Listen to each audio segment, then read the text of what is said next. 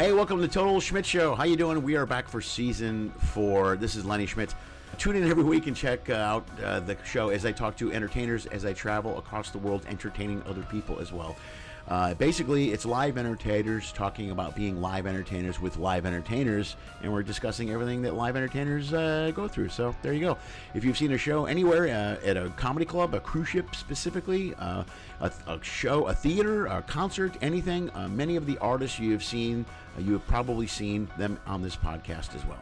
Or let me rephrase that. Many of the people you're going to see on this podcast are here. You're going to see or you have seen live on a stage somewhere performing their art somewhere. It's live entertainers, something I feel very passionate about. So grab yourself a pizza, a beer, a cigar, whatever it is you do to get through the day.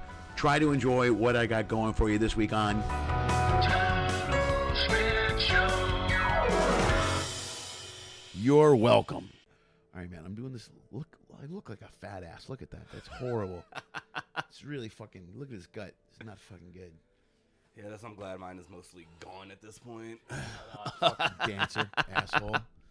I did have a little bit of a belly at one point. It's kind of gone now, but it was there. All right, let's flip that around so the mic is in front of you and you're looking toward me. Here, let's do this. We'll go something like this. Oh, yeah, don't worry about that. Everybody does that.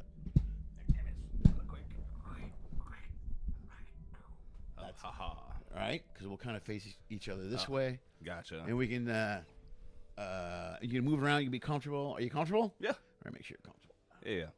Show more of you than me, because I look fucking horrible. All right, and I'm taping this a different way, but I'm excited because I'm using new editing software. So. Okay. But say a few things into the microphone and let me see how it looks. Hello. Hi.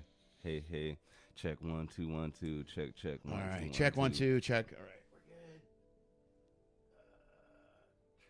good. Okay. All right, man. Cool. Dude, and I tell everybody the same thing. I don't make it it's not really an interview. We just talk. Yeah. About what we're doing and all this stuff. So this is at least the second or third time I've worked with you, right? Yeah. Yes. So there we go. How long's your contract? Let's start with that. Oh, yeah, and obviously I don't say anything bad about the lines or anything like that. Yeah. But we can talk about whatever you want to talk about, dude. Perfect. You know what I mean? So, let's start with how much longer you got on this contract. How much? Wait, do you want some water or nuts? That's my craft services for the day. I'll get some later. I'm fine for right now, but thank you though. No worries, dude. How much longer we have left in the contract? We have 2 months.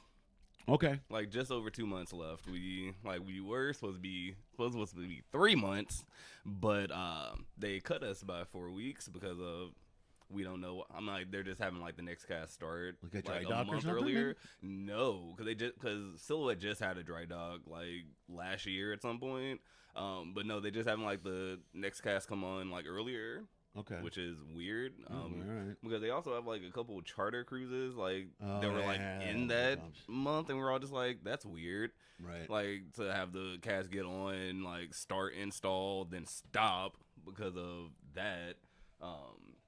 But we're like, whatever. But yeah, so 2 months. Okay. All right. Well, that's good. Yeah. All right. That's not bad. How long have dude? First of all, did you study somewhere? Did you study acting, dancing, or anything? I did. Great show last night, by the way. Oh, thank you. I don't think I've ever seen Life, and the last night might have been the first time I ever saw it. Really? Yeah, I've seen it. I must have missed it the last 2 times I was here, but I went and saw it last night. I don't remember seeing that show. Nice. Yeah, it's a good show. I mean, the other ones are better, but. All right. Fair enough. But yeah. So. Long history of the story of my life.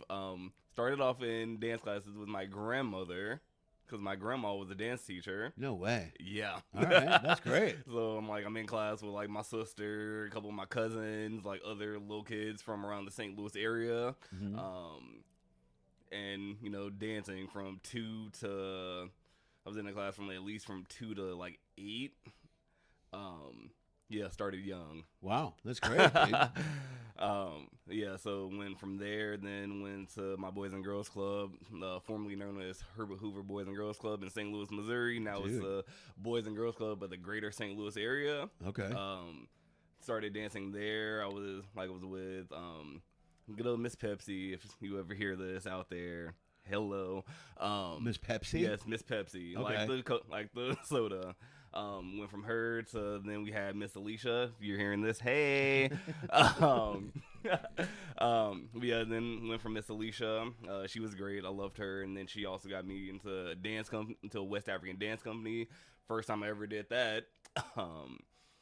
So went from there, and then we moved from St. Louis to Vegas, where I started to attend the Las Vegas Academy of the Arts. All right, dude. How old were you when you were in Vegas? We moved there just after my sophomore year. Okay, so I was like 16. Okay, so you went to an art-based high school out in Vegas then? Yes. Okay, cool. Yeah, like in St. Louis, I was just at a regular public school, but yeah, I went to like a performing arts magnet school in Las Vegas. That's cool. Did you like it? I did. Yeah. I thoroughly enjoyed it. I mean, I wish I was there for longer than 2 years, but right. It's just how my life, you don't have a lot of control when you're a sophomore and junior, bro. But no, I thoroughly enjoyed going, being at OVA, it was great. It helped me expand my technique a little bit more than I had previously. Yeah. And I just had a real fun time there. I met some really great friends that I still have to this day. Yeah, that's going to be a cool place to study the arts is in Vegas. Yes, you know what I mean. There's a lot even when I was in LA, my daughter was she did something similar but for acting in LA. Mm-hmm. So it's the same vibe. You get a lot of people involved in the community. And then I also went to college in LA. Okay, Fun fact. Where'd you go in LA? I went to AMDA. Where's that at? Hollywood. Literally 2 blocks away from Hollywood and Vine. You. All right, cool. Yeah. You were right in the thick of it then, bro. Yeah. Yeah.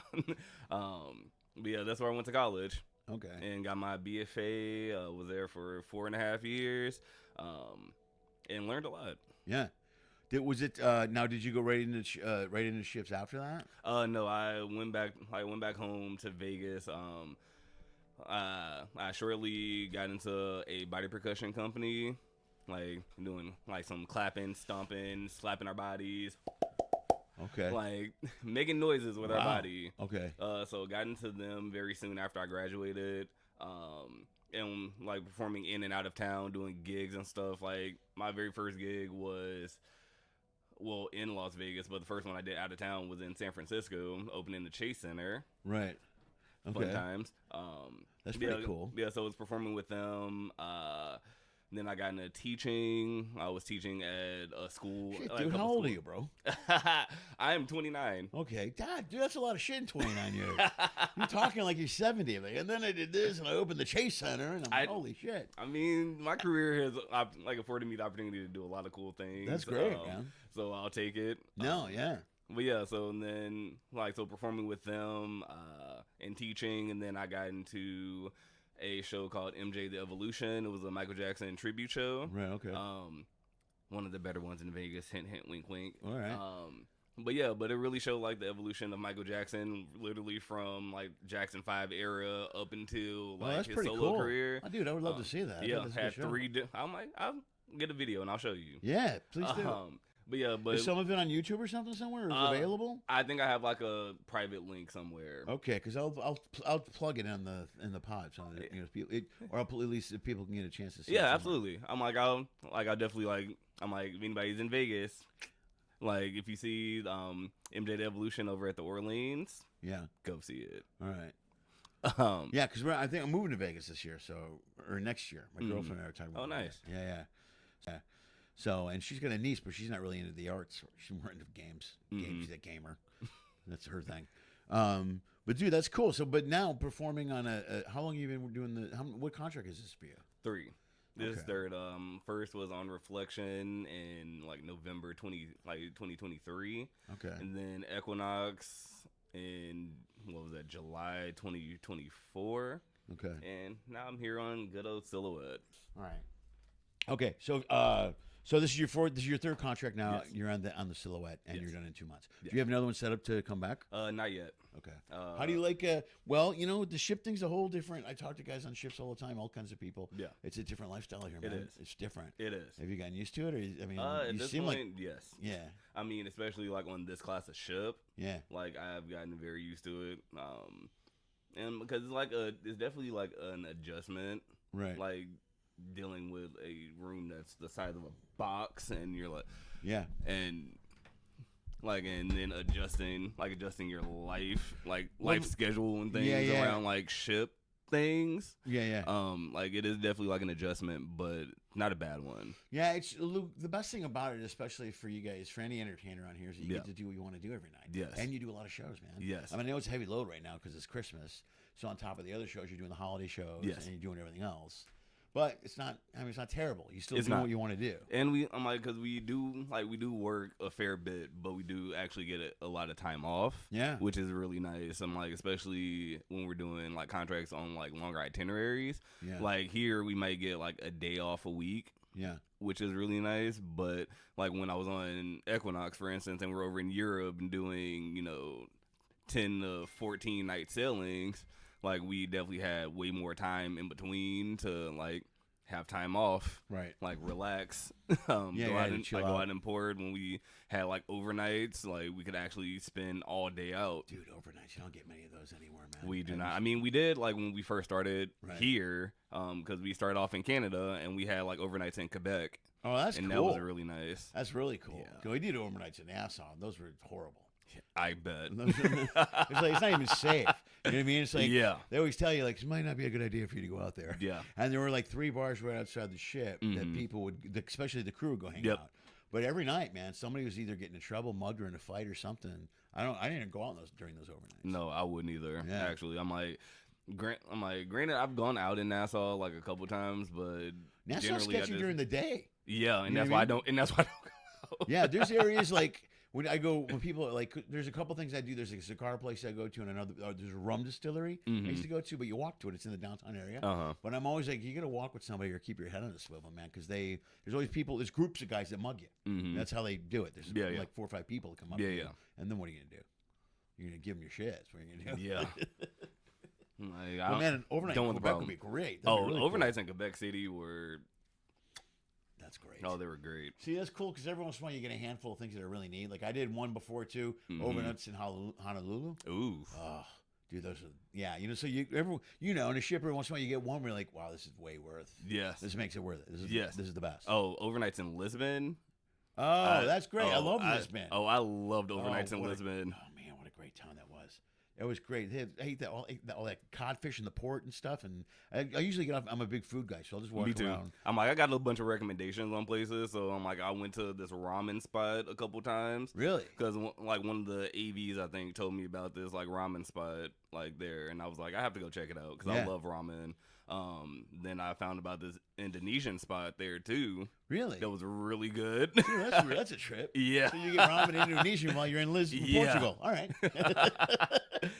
But no, really good food. I'm like, I loved like just going around Lisbon and just like seeing the sights. Yeah. Beautiful. And that's a beautiful city to walk around in by yourself and safe. Agreed. You know what I mean? Yes. You can just walk around. I was off that night. We had a long, just late night port, 9:30 or 10. So I spent like the whole day. Just walked around and had my big thing was just a coffee. Dude, coffee's so good over there. Yeah. Are you a coffee guy? I'm like I do drink coffee, but I'm more of a tea person. Oh man, really good coffee in these places. Yeah, is spectacular. Really. Yes.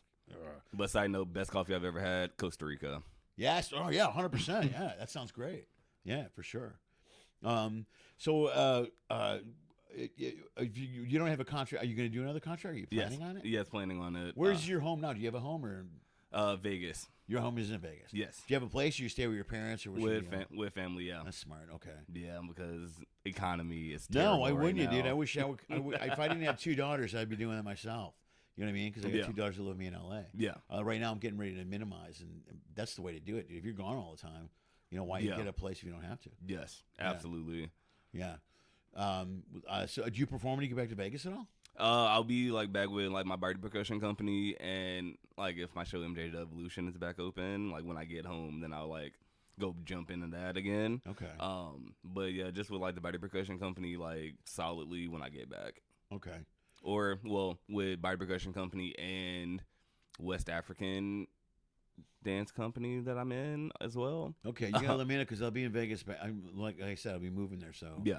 Let me know if you get back there because I'd love to come see you before. Yeah, we'll do. It's a good town for entertainers, man. That's the other thing about Vegas. Like, yeah, I'm like because there's always things happening. Yeah, and plus, dude, I got so many friends that live there.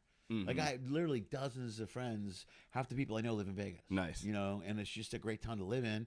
Plus, if you're there and you're not traveling, there's work. You can pick up a gig or do something somewhere. Yes. Everywhere. Oh yeah. You know what I mean? Yeah. I'm like, when there's just always things happening. Like always, I'm like, especially for like dancers. Yeah. Gigs always happening. Yeah. All the time. I bet that's a lot of damn. You're right. There's a ton of stuff going on there. This is almost the same for comics because there's pickup gigs all over the place. Besides corporate stuff, we'll get a lot of corporate stuff where somebody will come out. Well, can you host this thing? Yep. And you're like, yeah, I can host this thing. Oh sure, yeah, no we get a lot of corporate gigs, like especially like during the summer. Yeah. Like where we're going like these conferences and things for these companies. Like one of my first gigs with the body percussion company was with like Cisco, like the web, like the cybersecurity company tech thing. Yeah. So we do a lot of those type cool. of gigs. Yeah, you get stuff. into those too, and then if you do good on those, they have you back. They call you back the next time. Yeah, you can just return business and stuff. Yes. Dude, let's get back to your grandmother. Did she dance? Is she taught dancing and stuff? Yeah, she did. She doesn't anymore. But Right. when I was young, she did. I'm like, funny story. My mom was also a dance teacher at one point. No, that doesn't surprise me. That's great. But yeah, like my grandma, she was a dance teacher like up until I think she stopped teaching that class maybe when I was maybe like around 11 or 12. Okay. But up from 2 years old up to then, like she was teaching, and then she also had us come in and teach as well, like to help her out. I'm like we were in the classes, like because like we're started off in the little kids, got to teenagers, and then once we were teenagers, then she was like, you can help me out with the little kids. Yeah, right on. That's great. But yeah, like doing all the basics, ballet, jazz, like some contemporary, some like not really West African, but like African dance. But yeah. Man, I love working with kids. Teaching kids is the greatest. I both love and hate it. Yeah, no, you're right. At some point you're like, what am I doing right now? Sometimes, but I'm like, but some of those kids really made it worth it. Because I was teaching, like I said, I was teaching in schools and stuff. Yeah. I was teaching in schools, and I was also teaching at a studio. And different crowds of people. I'm like very different from teaching at a studio to teaching at a public school. Right. but no, like some of those kids, they were just like, you could see the ones that like were more inclined to dance. They wanted to like see the ones that were like cheerleaders, and they're like, okay, we can do this too. Right. And then the ones that didn't, you're just like, go sit down. Yeah. Like, there was go sit in the corner. Yeah, I used to teach acting and comedy to kids at my daughter's school. And it was a private Catholic school. But it was easily the most rewarding thing I think maybe I've ever done. I always tell a story, but I would if I could have found a way to make a living doing it, I probably would still be doing it. I mean, it really was great. Because you're right, because you're saying there's some kids that are like, you can see a really talented kid. You're like, man, that kid's good. Yep. They're going to be good. Yes. They keep trying. Yes. It stands out. So then you get it. And there's other kids that aren't good but try. So you work with them. And then there are kids that are just shitheads. And you're like, the other ones, you're like, why don't you go sit down? Yeah, that was the whole, like, I didn't let I wouldn't let a lot of, you know what? I pitched it once to a cruise line. Right when I started doing cruise ships, I was teaching on land. And I had this kids class because I used to take a bunch of kids in a comedy class and then kind of do a comedy show at the end of it. Okay. But I pitched it to someone at Carnival, and they said, well, why don't you come to the kids group and we'll work with some kids and see how it goes. Yeah. And there was this one kid that was just a shit. He was mean to the other kids. He would make fun of everyone. And then when you make fun to kids, they clam up. Yep. They're quiet. They won't do anything. Yep. So they're like, and that's why they told me, the woman that brought me in, they goes, that's why I won't work on a cruise line, because we can't just kick a kid out of a class. Like in my class, I go, why don't you go home? Yeah. And I would. And his parents would go, why can't they stay? I go, because I don't need a disruptive kid ruining it for the other kids that are trying. Yep. If he's going to sit there and be an asshole, I don't want him here. Nobody wants him here.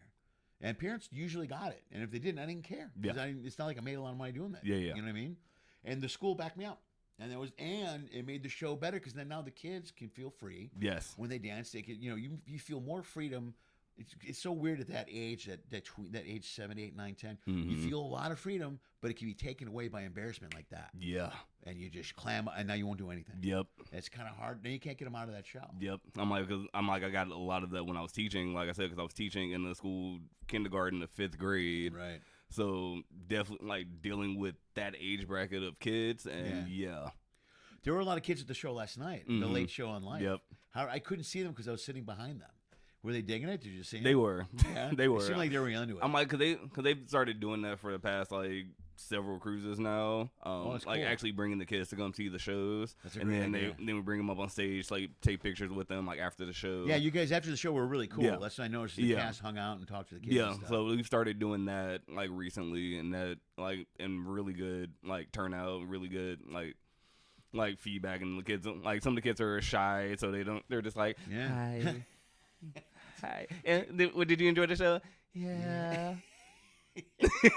So we do get those, but I'm like, you don't realize how much of an impact you have on a little kid. Yes. They don't know. They just see someone on stage. Yes. That's all they know. So then when you talk to them, they're like, they get embarrassed and they're quiet and they're timid. So that's a cool plug. I think that's so cool that you guys do that and they bring the kids out, because now you're turning on a generation of kids on. Maybe they want to dance or they want to sing. Or they want to Absolutely. perform. And that's the whole reason I do this podcast is to talk to live performers. Yes. Because it's something that's kind of disappearing with ironically, I'm taping a podcast, but so many people spend so much time entertaining and doing clips that I worry sometimes about the future of live entertainment with young people. I feel that. Yeah.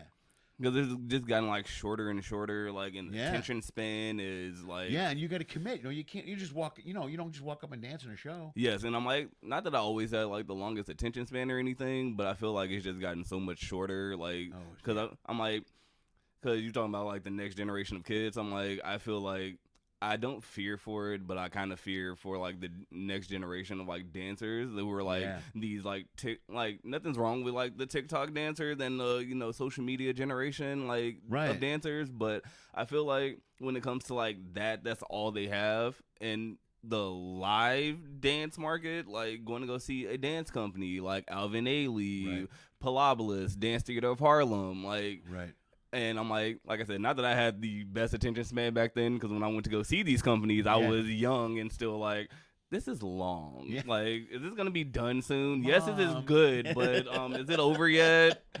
I want to go. Yeah, right. And I don't think that they can, like, would even have the attention span to, like, sit down and, like, watch a full-length ballet, in present day. Right.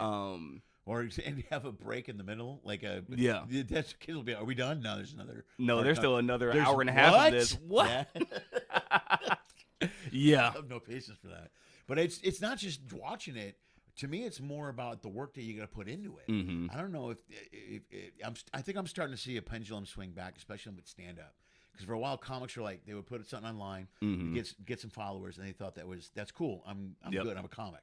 And then you're like, nah, you're not really a comic. You're funny online for a little bit. But to perform in front of a room full of people, a theater full of people on a regular basis like you do and like I do, it takes work to get there. It does. You know what I mean? And kids, a lot of times, it's this influencer thing. Yes. I think it's hurting everyone. I'm like, because, yes, I agree. Because it's like, because there's a difference between being able to dance and being able to perform, and a lot of people like to say they can dance but they don't actually perform. Right. There's a huge difference between the two. Yeah. Like when I was watching, I was going to bring that up. When you watch you guys dance in the show, you're just as much as part of the scene as you are. You're not just dancing. Yes. I mean, the look on your face, you're in the right moment, you're in the wrong moment, you're upset. I mean, the emotions through your eyes are so powerful because you don't have the words, you don't use any words. Mm-hmm. So now you've got to be that much better with your face, and you can be that much more stronger with your intent and your motivation and your reason before, that it's so significant and you see it on a stage. Yep. You know what I mean? It stands out. Yes. Yeah. I'm like, and that's what I feel like is kind of missing in some even the professional dancers in the world. Like, they can dance really well. They dance like from the neck down, amazing. Sure. Like from the neck down, they are amazing. If there was no emotion involved, you'd be brilliant. No, I'm so serious. I know. And I'm like, not gonna say any names, not putting anybody on blast, but like even while we're in the studio, like going to go see some office runs, and I'm like, I'm looking around at the stage, and I'm like, okay, I see you giving face, you giving face, you giving face, you giving all the danceability in the world with zero face. Are you saying giving face? Is that the right what you mean by? Yes, like giving, like showing emotion, actually like performing. Yeah, no, performing. Yeah, right. Yeah, I'm like, I see like performing, dancing. Yeah. with zero emotion. Yeah, it's a huge part of it because one bad dancer in that respect in a show can destroy a whole show. Agreed. It can ruin a whole. Because then, like, I'm like, because me personally, I will always look at that person. Yes. Like I'll look around. I'll look around and then I'll gravitate back to this person just to see if anything changes. Yeah. See how annoyed they are. Why are they still annoyed? You know what I mean? Like given all the all the dance, but yeah, the straight, that monotone dead face. Like, yeah, it's wild. Yeah. Yeah, it's you notice it. You notice it a lot in a performance like last night or a show. Yes, how important it is for you to carry the scene. Oh, absolutely. And especially when it's just you and like a partner dancing on stage through. Yes. Where there's a singer off to the side and you guys are dancing those pieces. Mm-hmm. I mean, it's supposed to work together. Yes, you know, absolutely. The lyrics are supposed to work. You're the lyrics physically, so it's all supposed to work together. Mm-hmm. If you're not there facially, then it's destroying the entire piece. Yes. Yeah. And again, it's distracting, and like especially to people like me. Like I said, I'll watch that person, I'll look at everybody else, and then come back to see if anything has changed. Sure. And if it doesn't, I'm just like, why are you not performing? And it's got what is it? And it's got to be strenuous too to perform on that level with someone like that. Like when I studied improv in Chicago, and we would do, and there were people that were just not weren't there, and we would talk and go, look, here's what you need to do. Improv is all listening and reacting. It's all, and they would come in with a joke, but then if you were live doing an improv show, you had to keep going. You had to find a way to make it work. As many times they would keep making the mistake, and backstage you would go, what the fuck? What did we just talk about? Yeah, you can't. They had nothing to do with the scene. You're just trying to get a laugh. You can't. You have to work with everyone on. It's a whole ensemble. It's supposed to work together. And then on the opposite side of like bouncing off of that from like the opposite end of like being able to not perform at all, like overperforming. Yeah, because that's also a problem. No, you're right. That's it's a delicate balance. I think, especially when you're dancing. I mean, I don't dance. I don't do that. But to overperform with your face then it becomes just kind of goofy and weird. Yes. But it's the same thing with acting too. Like when somebody overacts, I've done a scene 100%. Before where I'm like, what is?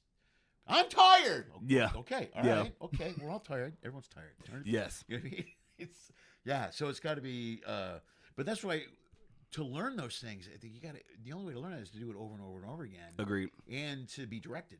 Yes. To be able to take direction. Yes. You know what I mean? Yes, and I'm like, you're talking about like the younger generation of dancers, like that's what I feel like is what it is a lot of like overperforming in present day. Really? It's like especially like the ones that were like commercial wise. I'll say that. Like all the commercial dancers, like that are coming out like right now, like the young ones, 17 through like 22s of the world. I feel like they're just like so obsessed with like overperforming because they like when it gets to like LA and they get those Millennium, like those classic videos at Millennium. Yeah. Like Millennium Dance Complex over there. And big dance studio. Okay. And like everybody teaches over at Millennium and everybody loves to be in a video at Millennium. Okay. So you get, because I'm like, it's kind of like you getting these videos and people like you, so they like using you more and more for the videos. Sure. So you get like a lot of notoriety off of these videos. Like, and I've been in one. It's not all that great. Right, I mean, it's cool. Yeah. But I feel like everybody's trying to chase like that, like especially in the commercial dance world. Yeah. That's what they're trying to like chase and go after is getting that video with that choreographer just so I can like get some like and gonna overperform the hell out of it just so I can get noticed. Yeah, because it's not it's almost the physical version of internet in a way where it's more about getting seen in what you do than being in the moment and being present and in the piece. Yes. You know what I mean? Which goes for dancing, acting, and whatever. It's the same thing. You know what I mean? Yes, I agree. So I understand that.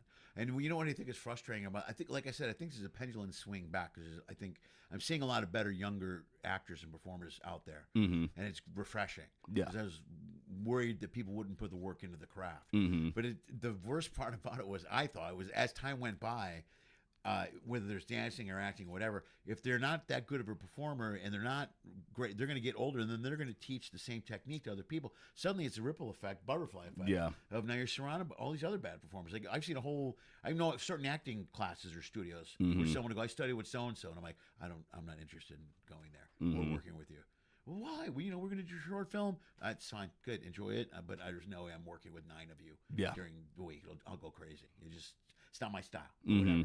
And you can do your own thing. Yes. But it replicates itself. It sure does. I mean? Yes.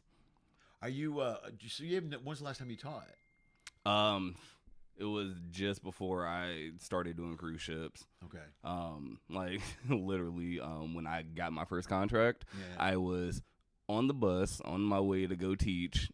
And I got a text from my agent. She was like, I know we just I know we just emailed you yesterday and we talked about like Millennium, because fun fact, they wanted to put me on Millennium first.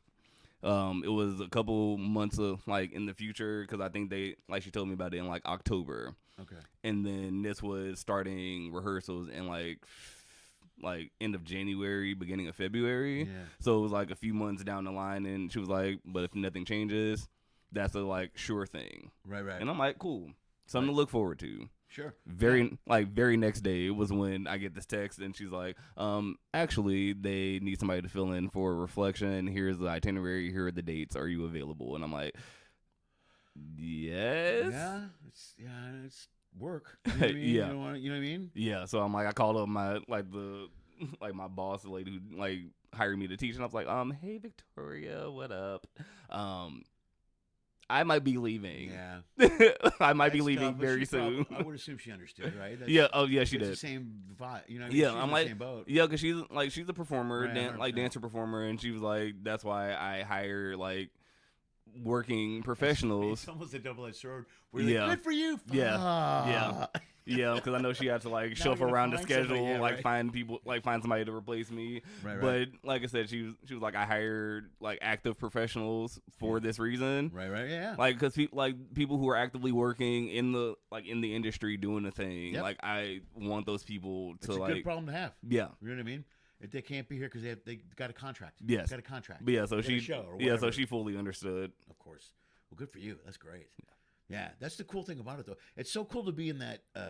It's cool to be in that atmosphere, though. Yeah, you know what I mean. That you're getting work, and good work begets more work. Yes. You know what I mean, and it all works together. Yeah, agreed. Yeah. And I'm very, very fortunate that I got the first opportunity to get on Celebrity, and they've kept me around, so I'll take it. Yeah.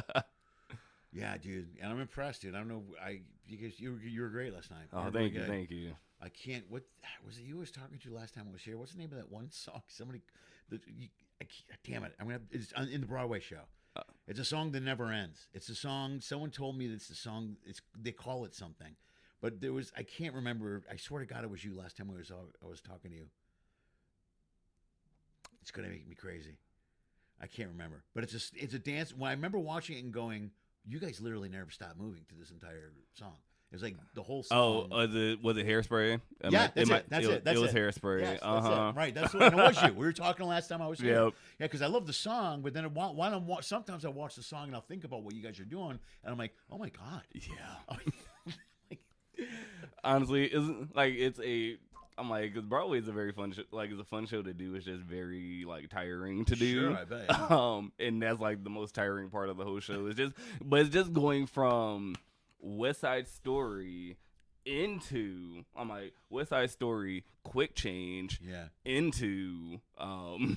Hairspray. That's the wild part. Right. But I'm at least I know now that after that is when we get a nice little break. Right. Right after that is when we get a nice little break, so I can sit down, catch my breath, get some water, dab, sweat, and do my costume change. That's the best. No, that's the one thing I love when I watch the shows. I don't know if you know a guy named Ryan Farnsworth. Not necessarily. Actor out in New York, and last time I ran into him, I had him on the podcast, but he played the Frankie part on the Jersey Boys. Okay.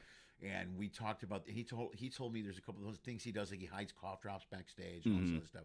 But he goes, there's one song where he sings 3 songs in a row, and he does the falsetto. He goes, after that third song, he goes, they have a chair and a towel for me. He goes, I gotta sit down. And I can't talk, and I gotta drink, and I'm like, I don't know how you hit those notes the whole night. And he told me, if you don't have those, you know exactly where the moments are. Yeah. Where you're like, I've got 90 seconds right now, and you just lean on a chair, deep breath or whatever. That's it. I'm like, yeah. I'm like, because I know, especially in that show, before I walk on stage, I'm like, because at the very beginning of Broadway, like it's quick change, then a break, and we're like, So I'm like half the time I'm like in the wing before we get on. I'm like, yeah, and we'll go. Yeah, like, yeah. And every time I see it, I go, I laugh because I think you guys must be exhausted after the show, but you're also so jacked up. Like I've been backstage after the show. Sometimes I'll do my late show after you guys are done. Yep. I'm like, hey guys, so I'll be like, hey Lenny, how you doing? And you're running around and it's not me. It's not me. I am not that guy. Like I am not the guy. I'm the one that will like sit here. I'm like, people were putting their costumes away. I'm like, I'll wait. Like give me 10 minutes to like sit here. Yeah. And just like rest first, and then I'll put all my costumes away because I don't. Yeah. Not when I sit down. If I don't have to move for a while, I'm not going to move for a while at all. All right. Dude, this is good. Let's wrap this up. This is like almost 40 minutes. Dude, thank you for coming over. Okay, thanks for having me. Dude, if you want to plug anything socially, do it right to the cameras. Either one. I mean, if you want to follow me, you can follow me on Instagram. Handle is MalikAchunn_. My name is boring. Malik A. Chunn _. Yeah, you got it. That's good. Perfect. Yeah, dude, that's thank it. you. All right, man. Thank you. All right, bye. You're still watching? That's amazing. Nobody does that. Nobody, but you did. That means you want more. Pick one of these clips. Go for it. I dare you. Hey, also follow one of those social media thingies.